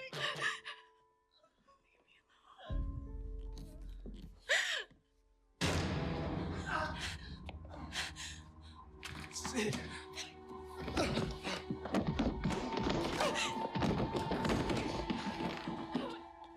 Now, did the MPA did they object to the fact that of the intensity of these two killers, or was it the fact also they were teenagers?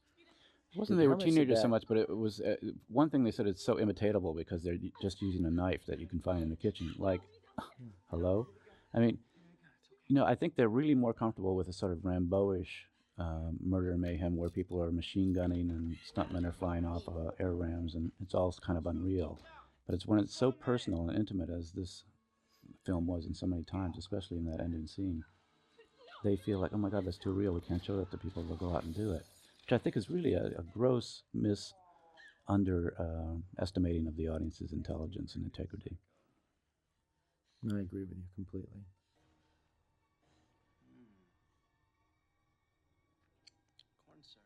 That transition there was very tricky. For him to fall down the stairs and still be alive after being stabbed so viciously was, I think, a very tricky thing for him to sell, but he did it somehow, saying, it's okay, I'm stuck, bleeding like a stuck pig, but I'm okay, which he just threw in there. But of course, this is the big revelation that it's not a single killer, that it's two.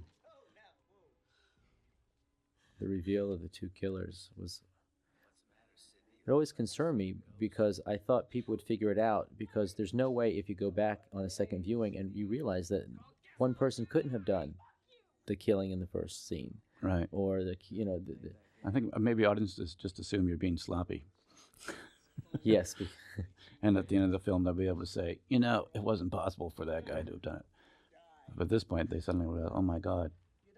It's again one of those, I think, subtle realizations on the part of the audience that whoever wrote this is smarter than they are. well, I just that satirical edge that was sort of weaved throughout the script suddenly becomes almost the entire motive. Right. It suddenly becomes what the film is all about here in the final moment. It's certainly what these two guys are about. Right.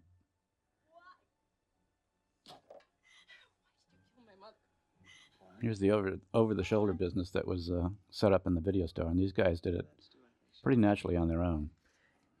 Here they start to reveal the motive, which there were two camps when I sold this script, who felt one camp felt that there should be no motive. It was scarier without one, and then another group of people felt that there should be a motive. So I took that note, and the end result was both. Yeah, it leaves a wonderful sort of ambivalence about it all, because everybody's looking for one interpretation or another of what scary films do to an audience. Those that think the more scary the picture is, the more the audience is going to go out and duplicate that. And then others that, which I would include myself among, that think that they're a great release of a lot of things, including pent-up fear rather than pent-up violence. So this just leaves you hanging, which I think is the best you can say of any of these things. You can't say definitively what the reason why a person kills is. Right. But I definitely wanted to make a point. All writers have something to say, even if it's how trivial it may be. And I definitely wanted to plug the idea that, no, you cannot blame the movies for violence. But by sending out that message in a very violent film, I think that sort of, I guess that created the ambivalence that you're talking about. Yeah, you're gonna love this one. It's a scream, baby. Hold on a sec. I'll be right back. That line was added after the name change, which was halfway through the shoot. Right, yeah. We had hats that said Scary Movie and T-shirts that said Scream.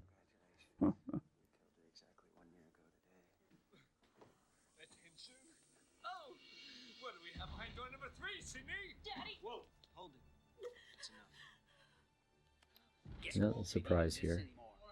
Jamie set up in the video store that the father will probably come popping out in the last reel somewhere. But he didn't have his teeth knocked out. This scene, from the MPA standpoint, was sort of the definitive reason why this film must be an NC-17. In fact, that's the first response I got from them was, it's a wonderful film, completely compelling, and what a wonderful example of an NC-17. Which is their way of saying, you're going to die. But this moment coming up here, I think, is the moment which I've never seen anything like it in a film whatsoever.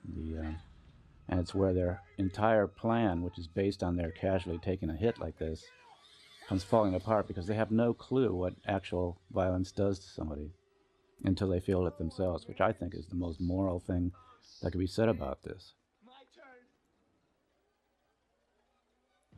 It's also a wonderful shifting of Stu's loyalty to Billy when he realizes that Billy is not the sort of prince that he thought he was.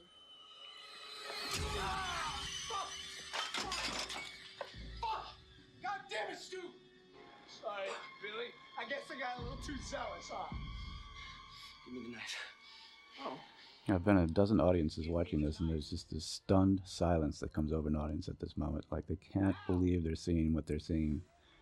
And I think it's just a wonderful, real moment that takes the whole film completely a million miles away from any sort of cliche situation into something that's just extraordinary.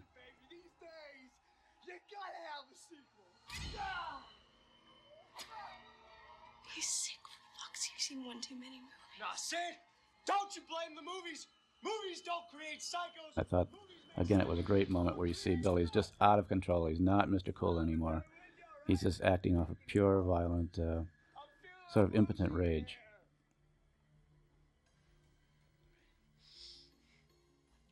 And that line, I'm feeling a little woozy here, that's Matthew's line, isn't it? Was it in the script? It was in the script. Oh, it was in the script, I'm sorry. That was one of them.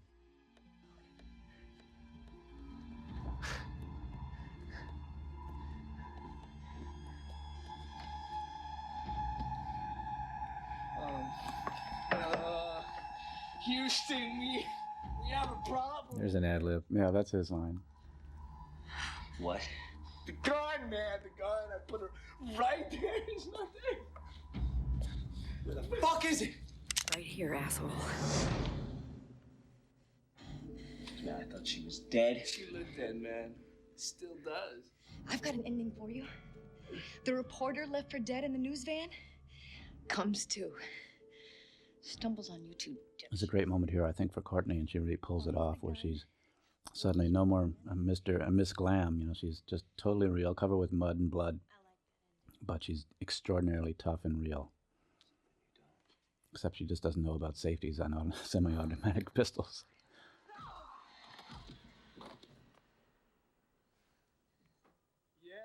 You were pointing out with that shot, Kevin, that every time we shot it, they would start giggling as soon as she fell on top of David, and we had to shoot it about 10 times. This little improvised moment where Skeet cracks his neck, which I thought was great. We put a sound effect in there to make it real, but it just gives that sort of sense of incredible tension that this character's under right now.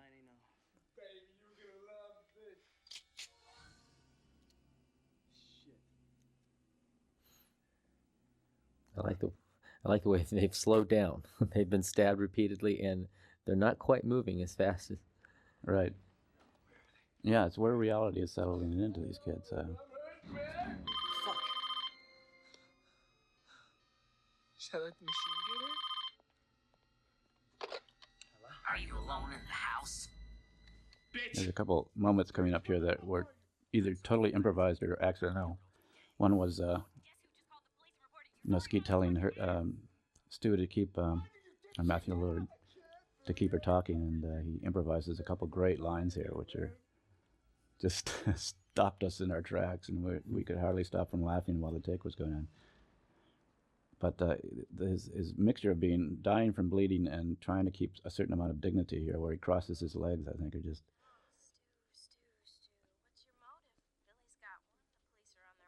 I think amazing. Peer pressure. I'm far too sensitive. I'm gonna rip you up, you bitch! Just like your fucking mother! And when Billy throws the phone, it stuck to his hands because it was so bloody sticky. So instead of hitting the counter, it hit Matthew right in the back of the head. And he just improvised this line instead of coming out of character. I love that. And this also is his improvisation, I believe.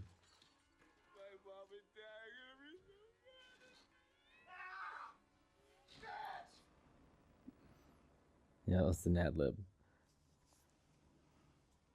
Now here's an inside story in this. Skeet, when he was 10 years old, had open heart surgery, and there's one place in his chest where there's a stainless steel wire where if you touch it, it's excruciating. And we had him completely padded up on this so that when he gets stabbed by this collapsing umbrella, he would be protected. And of course, the stunt woman, because the mask is so difficult to see through, stabs him right on the spot, missing the pad entirely.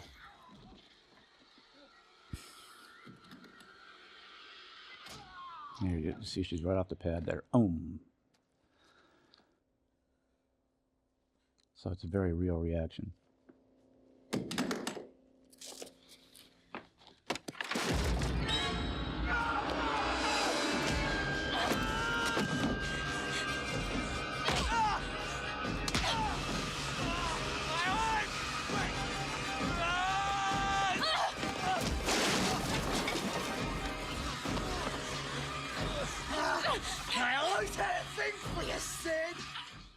improv.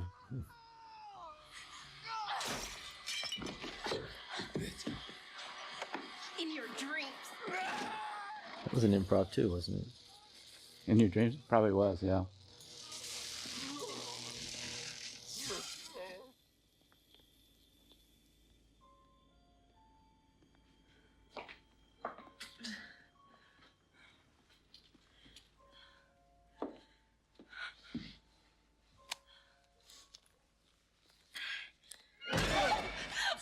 Sorry. Oh my God, Randy, I thought you were dead. I probably should be. I never thought I'd be so happy to be a virgin. I think that's such a great example of your balance between fun and fear. Well, and it's fun written, and I fright. mean, The way you staged it and the way you, I just think. Yeah, this finger in the wound business, I don't think that was in the script. It was just trying to think of the most, sort of intimate reverse lovemaking you could have. Is for her to be sticking her finger into him, into his wound. Just thought it was really incredibly perverse. And at the same time, just the sort of street fighting that they've been reduced to here.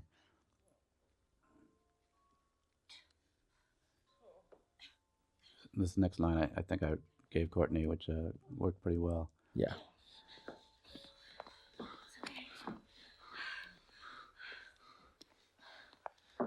Guess I remember the safety that time, you bastard.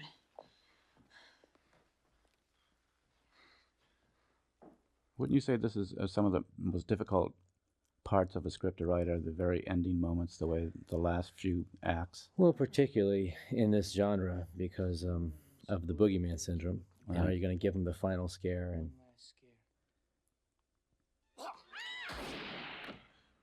I know there must have been 10 versions of that ending and what she said, exactly. and whether she actually shot him or whether she didn't. And that was, I guess, our way of having our final scare. Right.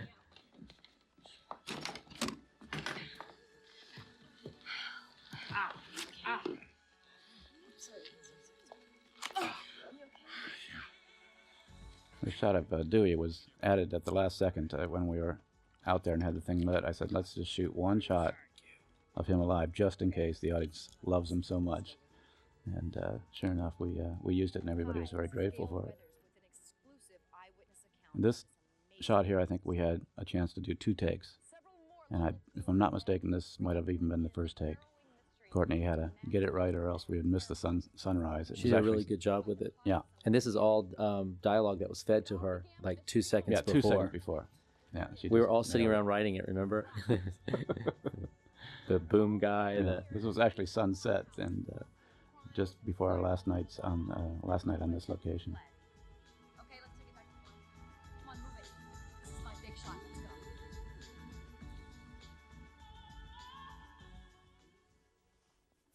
Let's go. I think we should mention, I'm sitting here thinking of all the people that we didn't talk about because they're not visible, but certainly Marianne Madalena and Kathy Conrad, the 2 producers, really just added a remarkable amount of material to the actual what's on screen with choices in wardrobe and just a governing hand on all the set dressings and everything else to make these characters really ring true as women. And plus, they're a lot of fun to work with, too. Yeah, great fun. Actually, Dixie, all these credits we're looking at here, they bring back Mark names. Irwin, fantastic job. Here's Bruce. A great design by Bruce. This was also the first film I had ever shot in an anamorphic format, too, which was great. Patrick Lussier has been working with me for about 4 films now. Very young editor, fantastic. He's excellent, and I'm going to try to steal him for my first directing debut. Right. In fact, after seeing his work, I think Miramax immediately stole him on to Mimic and put him to work right again. It's been a long time since we've seen picture credits. Yeah, I did it in my first film, in The Last House on the Left. I ended up with that, and I felt it was a wonderful way to sort of both give tribute to the actors and to sort of bring the mood up.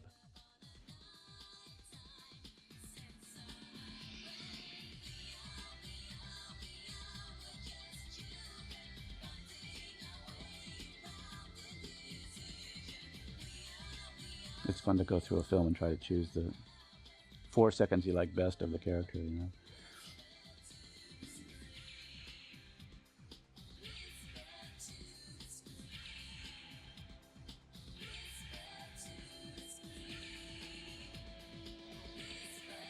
Lisa Beach did a wonderful job. Fantastic. Great Good. casting. Craven did okay. This is actually one of my favorite films of all the films I've made. I should mention Kerry Woods, also our other producer, working with Kathy Conrad from Woods Entertainment. Originally, they found the project, I believe, didn't they? And Yes, took the Miramax. they're the ones who took it in and sold it to them. And I might want to add also that this is my favorite film that I've made too, and it is my only film, but my definitely favorite. But only for a little while longer. Yeah, we're now, as we're recording this, in the first weeks of pre-production on Scream 2, which is the fastest sequel I've ever had mounted on a film I did. But it's still playing in the theaters, and we're in pre-production on the second. And they're out scouting locations and moving the production forward, and I think I'm on page 75. 75 of the script. Yeah. I think it's interesting because as a sequel, it will be quite unique in the sense that it has a continuing character. The character of Sydney will be followed in the next couple years of her life. David Arquette comes back, and Courtney Cox. Liev Schreiber will be in it, and Jamie Kennedy. And it also will have the same writer and director, obviously. So it's going to be, I think, a very lovingly cared for sequel as opposed to something that might be just knocked off. And it's also a lot of fun. I'm having a lot of fun just sort of taking these characters to their next chapter. And I don't know. It was such an experience for me because it was my first film, and I got to work with, one of my idols, Wes Craven, who actually, has become a good friend. And it's been like a love experience for me. I mean, everyone I've worked with, it's just been a great time. I've had a ball with this. I couldn't have asked for a better first foray into movie making. Yeah, it was one of those, I think, charm films. Just everything seemed to come together fantastically well. It was a great script. Miramax was wonderful in supporting us all the way. The DP is actually Mark Irwin and Peter Deming both did fantastic jobs. Patrick did a wonderful job editing, and the producers were great. I mean, you just go down the whole list. Everybody seemed to work together really well. You're right. We all really liked working with each other, and despite all the blood and mayhem, we had a great, fun time shooting. And I think it really shows in the product.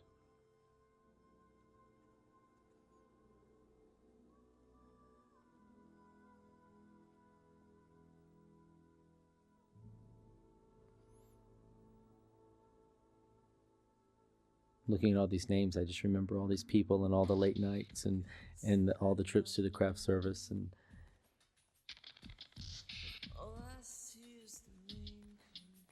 Yeah, one of those drivers. I did one untitled cameo in this picture where I did a shot where the ghost character gets hit in the face with a telephone at the very opening because we had missed a shot, and we had a driver do the off-screen hit where she reached, she had to hit me in the face with the telephone. She damn near knocked my head off when she did it. This is taught me my lesson for trying to be a stunt person.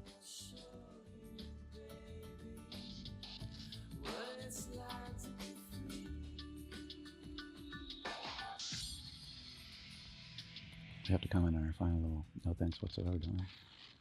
Oh, yeah. Don't Fear the Reaper, which, by the way, I guess was in Halloween. Is that right? I didn't even know that. It was in the scene where Lori and her friend are driving in Sunset to go babysit. The Long Day's Journey into Night sequence. I thought it was really a beautiful cover of that song. Very, very haunting. Used in the second scene, the first time we see Billy. I guess I have to add that, to my knowledge, nobody's ever not thanked somebody, but we had to say no thanks whatsoever to the school council at Santa Rosa. Everybody else in Santa Rosa was wonderful, but the school board gave us a terrible, terrible time.